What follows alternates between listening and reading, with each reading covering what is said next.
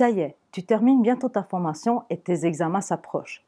Tu te sens heureuse d'arriver au bout et impatiente de ce dernier effort à fournir. L'examen final, ce dernier défi. Tu sens ton cœur battre un peu plus fort, un picotement, des palpitations. La sensation est à la fois excitante et désagréable.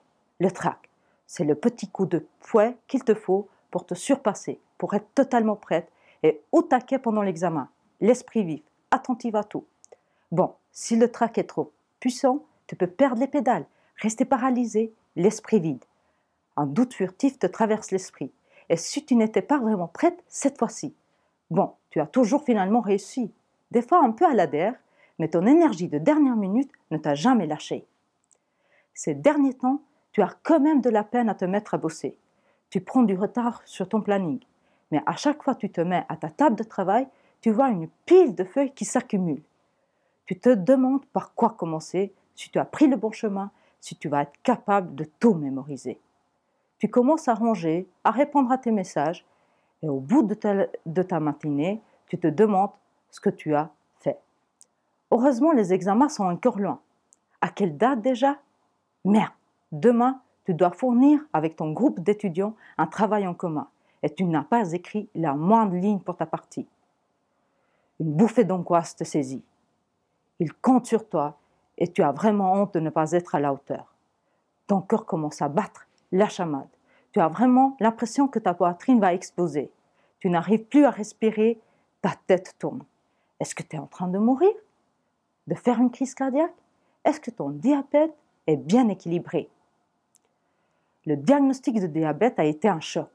Il t'a fait perdre confiance. Avant, tu te sentais invulnérable. Rien ne te faisait peur. Tu adorais la grimpe, la fiabilité des prises, la force de tes bras et de tes jambes, la précision des mouvements pour ne pas tomber. Ce corps qui assurait ta vie quand tu grimpais te faisait tout à coup défaut, se révélait plus fragile que prévu, avec des vis cachées, invisibles jusqu'alors. Tu n'étais pas préparé à ça. Le médecin, bien sûr, t'a déconseillé de continuer à grimper.